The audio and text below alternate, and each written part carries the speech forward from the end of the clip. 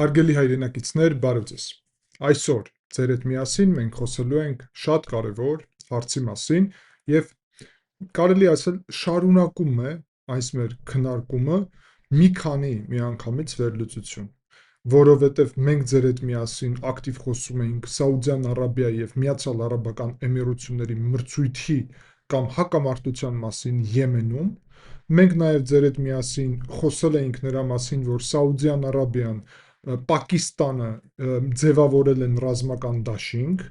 այս ուղումները, այս վերլուծությունները կլինի նաև այստեղ նշված եւ դուք կարող եք անցնել եւ նորից դիտել,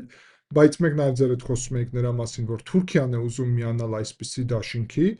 եւ բացի դրանից Եմենի ուղղությամբ քննարկման ընթացքում ասում էինք, որ Սաուդիա Արաբիան մտավ Եմեն նրա պատճառով, որ առճակատվի Միացյալ Արաբական Էմիրությունների կողմից աջակցված հարավային այդ միջանկյալ խորհրդին մեկ կոնկրետ առաջադրանքով սահմանափակել Իսրայելի դաշնակցի կարելի ասել արաբական աշխարհում Միացյալ Արաբական Էմիրությունների, սրանից հետո կասեմ Էմիրություններ, ուղղակի որ կարճ լինի, իրենց դերը այդտեղ։ Ուստի Սաուդյան Արաբիան եւ Էմիրությունները ունեն այսպիսի պայքար այդտեղ եւ ակնհայտ է, որ զուգահեռ դրա տարածաշրջան մտնում է նաև այս գործողությունների առումով Հնդկաստանը։ Այսինքն հաշվի առնելով, որ Պակիստանը եւ Սաուդյան Արաբիան միասնական են, գործում հիմա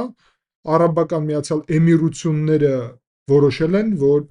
Հնդկաստանի հետ միասին նաև համագործակցություն ձևավորեն։ Հիշում եք, որ նաև Իսրայելը ունի շատ սերտ համագործակցություն Հնդկաստանի հետ եւ Արաբական Էմիրությունների հետ, իսկ Սաուդյան Արաբիան փաստացի Պակիստանի եւ Թուրքիայի։ Եվ մենք հիշում ենք, որ Թուրքիան աջակցեց նաև Եմենում Սաուդյան Արաբիայի գործողությունները։ Եվ այդ տրամաբանությունով կարելի ասել սա ուղիղ կապ ունի մեր հետ, որովհետև մենք տեսնում ենք այստեղ հակաթուրքական դաշինքի ձևավորում Իսրայել, Կիպրոս եւ Հունաստան, մենք տեսնում ենք Իսրայել, Հունաստան, Կիպրոս, Միացյալ Արաբական Էմիրություններ եւ Հնդկաստան այդ ուղղությամբ ուրեմն միջանցք լոգիստիկ ուղի ձևավորելու քայլեր, բայց մենք տեսնում ենք նաև Թուրքիայի ցանկությունը միանալ Պակիստան, Սաուդյան Արաբիա այդ միասնական դաշտին, այսինքն այստեղ կազմվում է շատ լուրջ աշխարհաքաղաքական երկու բևեռ եւ որտեղ ենք մենք, դա շատ կարևոր հարց է։ Հայաստանը փաստացի դաշնակից է Հնդկաստանի եւ Պակիստանի հետ մենք ինչ վատ հարաբերություններ ունենք, գիտեք։ Հայաստանը շատ լուրջ տնտեսական կապեր ունի Միացյալ Արաբական Էմիրությունների հետ եւ վերջերս Սաուդյան Արաբիայի դիվանագիտական հարաբերություններ ձևավորեց, ինչպես նաեւ Պակիստանը, ինչը դրական է։ Հայաստանը շատ մտերիմ կապեր ունի Հունաստանի եւ Կիպրոսի հետ, իսկ Թուրքիայի հետ դե գիտեք, եւ մնում է այստեղ միակ պետությունը, որի հետ մենք դեռ չունենք դաշնակցային հարաբերություններ այս դաշինքում, որի ակնհայտորեն մեզ օգուտ դաշինքը սա է, մենք հաստատ մյուս կողմից են գտնվում, որտեղ որ գտնվում է Թուրքիան եւ Պակիստանը, դա ակնհայտ է։ Եվ դա նշանակում է, որ Հայաստան-Իսրայել հարաբերությունները բարձրացնել ռազմավարական կետին դառնում է մեր նպատակներից մեկը։ Եվ ես պետք է ուղիղ ասեմ, որ այս ուղղությամբ մեծ աշխատանք եմ ծավալել եւ շարունակելու եմ ծավալել, որովհետեւ համարում եմ, որ սա մեր համար շատ կարեւոր ուղղություն է։ Բայց միջև բուն վերլուծությունին անցնելը, որը լինելու է շատ կարեւոր եւ այնպիսի հետաքրքիր մանրամասներ եմ ասելու, որոնք դեռ ես այս կարճ ուրեմն սկզբնային հատվածում իհարկե ձեզ չեմ ասել, այսինքն բուն բովանդակությունը լինելու է շատ հետաքրքիր եւ նոր մանրամասներով լի։ Միջև այդտեղ անցնելը ուզում եմ ձեզ անպայման կոչ անեմ, որ լայքեք հենց հիմա այս վերլուծությունը, դրանով դուք կաջակցեք իմ ալիքին եւ մեր ապագա նաեւ վերլուծություններին եւ գործունեությանը, գրեք ձեր մեկնաբանությունները, ես միշտ կարդում եմ այդ մեկնաբանությունները եւ շատ շնորհակալ եմ բոլոր ձեր կարեւոր մեկնաբանությունների եւ ջերմ խոսքերի համար, ինչպես նաեւ բաժանորդագրվեք անպայման եւ դրեք զանգակը եւ նաեւ ցանկության դեպքում դուք կարող եք աջակցել ալիքին եւ իմ գործունեությանը նկարագրությունում նշված միջոցների շնորհիվ։ Անցնենք առաջ, հարգելի հայրենակիցներ, եւ ասեմ ձեզ, որ ուրեմն Միացյալ Արաբական Էմիրությունների եւ Հնդկաստանի հարաբերությունները սկսվել են դեռ 1971 թվականին, եւ Էմիրությունները երբ հայտարարեցին անկախություն, ապա այդ ուրեմն ուրեմն Էմիրատների Դուբայ նավահանգիստը այդ ժամանակահատվածում դարավ շատ կարևոր կետ հնդկական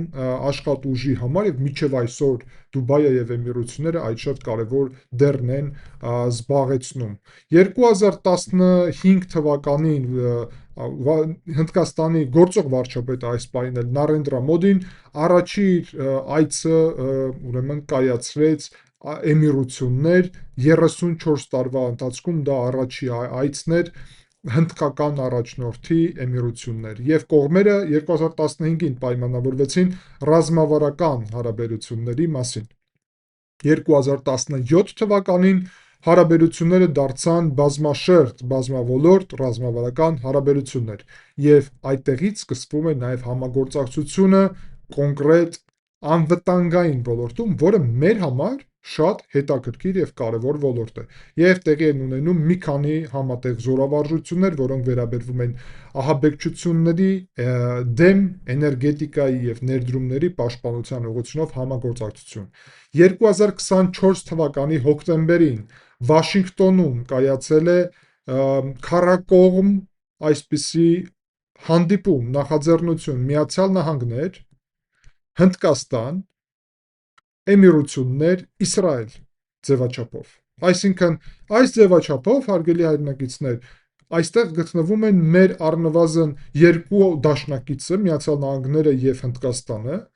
եւ մեկ կարևոր գործընկերը Էմիրությունները, եւ մեկ հուսով եմ ապագա գործընկեր եւ դաշնակից Իսրայելը։ Իհարկե սա դեռ ռազմական այսպիսի հնարավորություն չէր, բայց սա տարբեր գործընթացների ֆինանսավորման, այդ թվում էներգետիկ ոլորտի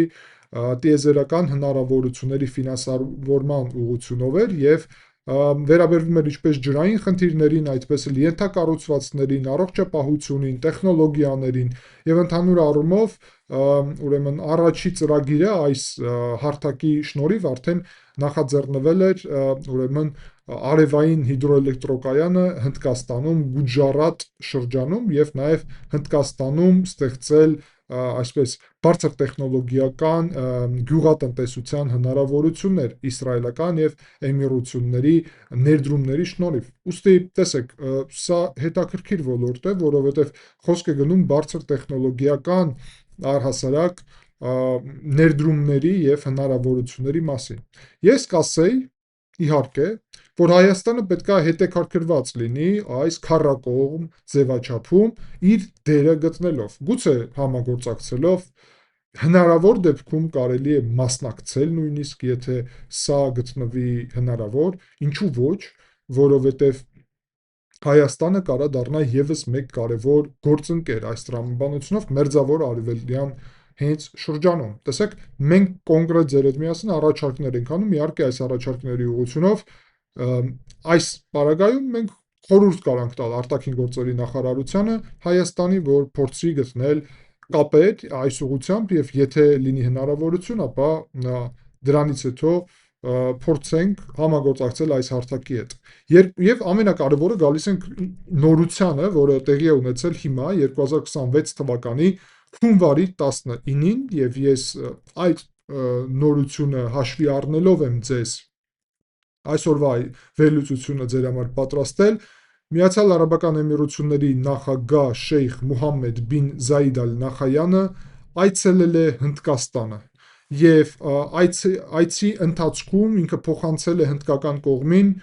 փաստաթուղթ, որը ներառում է ռազմավարական պաշտպանության ոլորտում համագործակցության բաղադրիչ, այդ թվում ընդհանուր ռազմական արտադրություն, միասնական հետազոտություններ, ռազմական ոլորտում կիբեր անվտանգություն, ուրեմն ահաբեկչությունների ուղղությունով համատեղ գործունեություն։ Հնդկաստանի արտաքին գործերի նախարարությունը նշել է, որ սա չի նշանակում, որ Հնդկաստանը մուտք է գործելու տարածաշրջանային հակամարտությունների մեջ, նկատի ունենալով կոնկրետ խոսքի նույն Եմենի հակամարտությունը, որտեղ որ տեղի են ունենում այդպիսի գործընթացները։ Ընդհանուր առումով պետք է ասեմ, որ Հնդկաստանի եւ Սաուդյան Արաբիայի հարաբերությունները սրված են մեղմ ասած Պակիստանի աջակցելու պարագայով, եւ այստեղ Էմիրությունները ունեն շատ դրական դեր, հատկապես որ Էմիրություններում բազմաթիվ հնդիկներ են ապրում, աշխատում եւ հնդիկների համար կարևոր կետ է նաեւ Հնդկաստանի համար, ուրեմն Էմիրությունները։ Էներգետիկ առումով, ուրեմն գազի մատակարարման ուղղությունով պայմանագիր է կնքվել եւ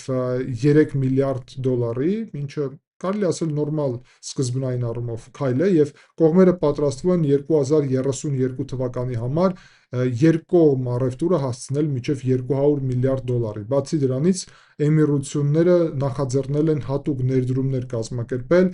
Հնդկաստանում սուպեր համակարգիչների եւ արհեստական բանականության ուղղությունով։ Բացի դրանից, կողմերը պայմանավորվել են զարգացնել իրենց հնարավորությունները կոնկրետ այն ոլորտում, որը վերաբերվում է ատոմակայանների զարգացմանը։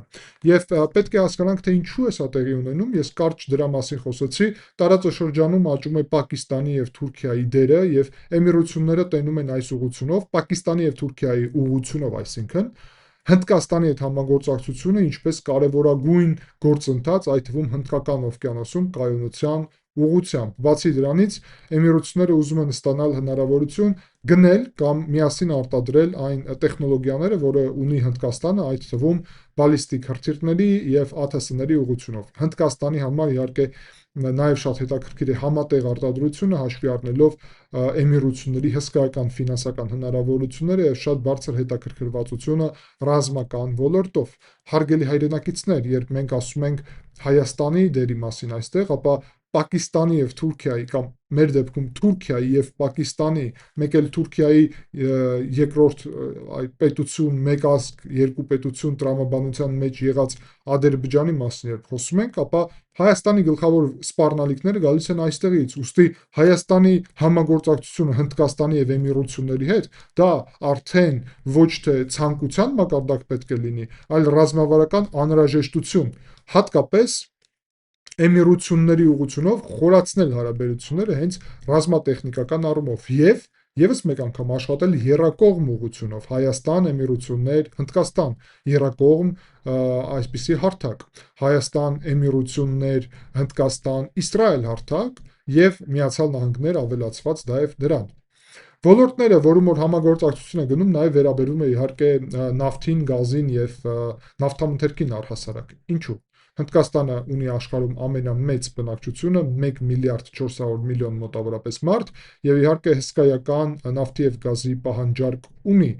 իսկ Միացյալ Արաբական Էմիրությունները ունեն այդպիսի քանակներ եւ պաշարներ եւ հնարավորություն ունեն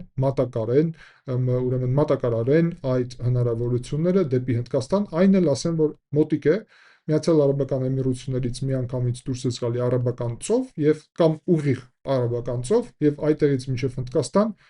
փաստացի միայն ուղիղ ճանապարհով ծովով գնում ես եւ վերջ։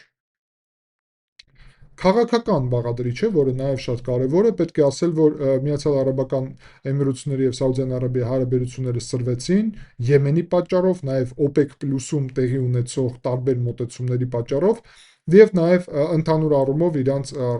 աշխարհաքաղաքական դերի պատճառով պետք է ասել, որ ուրեմն կոնկրետ Սաուդյան Արաբիան փորձում է հիմա Դուբայի եւ Աբու Դաբի դերը նվազեցնի միջազգային առևտրում եւ անցկացնի այդ ամեն դերը եւ կարեւորությունը դեպի Սաուդյան Արաբիա։ Իսկ Հնդկաստանը փորձում է ավելացնել իր ազդեցությունը հենց այդ մերձավոր արևելյան շրջանում, որտեղ գլխավոր սպառնալիքները տեսնում են այդ շրջանից, հաշվի առնելով նաեւ Հնդկաստան-Պակիստան հակամարտությունը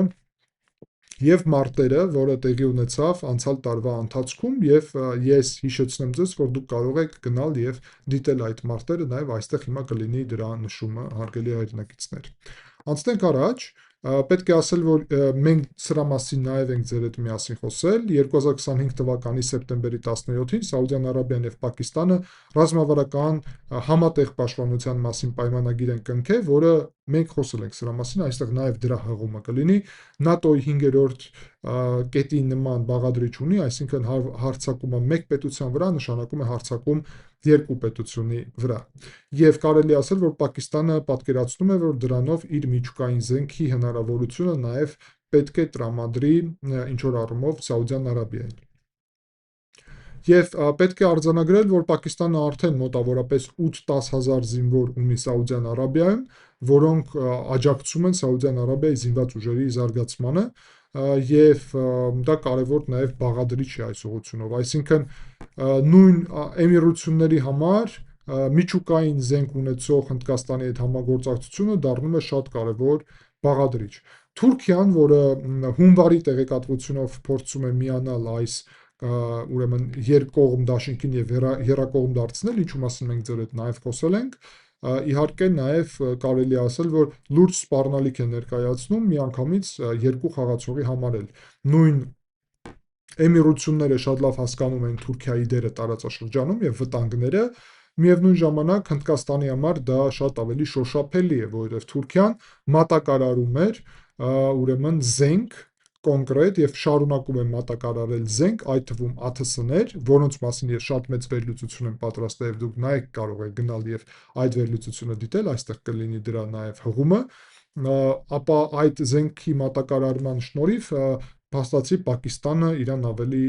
համարձակ է պահում եւ հակամարտության ժամանակ մենք տեսանք, թե ինչպես էր տեղի ունենում Հնդկաստան-Պակիստան այդ պատերազմը եւ ես մանրամասն քարտեզի վրա մի քանի անգամ տարբեր փուլերում այդ պատերազմը վերլուծել եմ, այդ ամենը կա մեր ալիքում։ Հաշվի առնելով սա, իհարկե, եւ տեսնելով, թե Թուրքիան ինչքան լուրջ ներդրում ունի, Սաուդյան Արաբիան ինչ հնարավորություններ եւ Պակիստանը նաեւ ինչ ռազմական փորձ եւ միջուկային զենք ունի, ակնհայտ է դառնում եւ որ այս ուղղությամբ Էմիրությունները պետք է տեսնեն նաեւ հնարավորություն, որ պաշտպանեն իրենց, այսինքն Էմիրություններին որևէ մեկը չի սպասում այդ եռակողմ իսլամական ՆԱՏՕ-ում, որի մասին մենք ձեր հետ միասին խոսեցինք։ Էմիրությունները 2020 թվականին ստորագրել են Աբրահամյան կարելի է այսպես ասել, պայմանագիրը եւ փաստացի Իսրայելի հետ ձևավորել են դիվանագիտական հարաբերություններ։ Սա բացել է ճանապարհ Իսրայելի հետ պաշտպանության ոլորտում, առևտրում, էներգետիկայում եւ տեխնոլոգիաների ոլորտում շատ ակտիվ համագործակցություն ունենալու եւ փաստացի Իսրայելը դարձել է ամենակարևոր մատակարարիչը զենքի Էմիրատների համար։ Այստեղ ձեզ նաեւ հիշեցնեմ, որ Իսրայելն է նաեւ կարևորագույն մատակարարիչ եւ գործընկեր Հնդկաստանի համար եւ Հնդկաստանը Իսրայելի համար։ Եվ հաշվի առնելով, որ Իսրայել-Հնդկաստան այդ դաշինքը արդեն գործում է, Հնդկաստանը գնում է Իսրայելից ԱԹՍ-ներ Հերոն եւ ուրիշ, նաեւ գնել է Բարակ 8 այդ հրթիռները, փորձում է նաեւ գնել ուրեմն համատեղ հնարավորություններ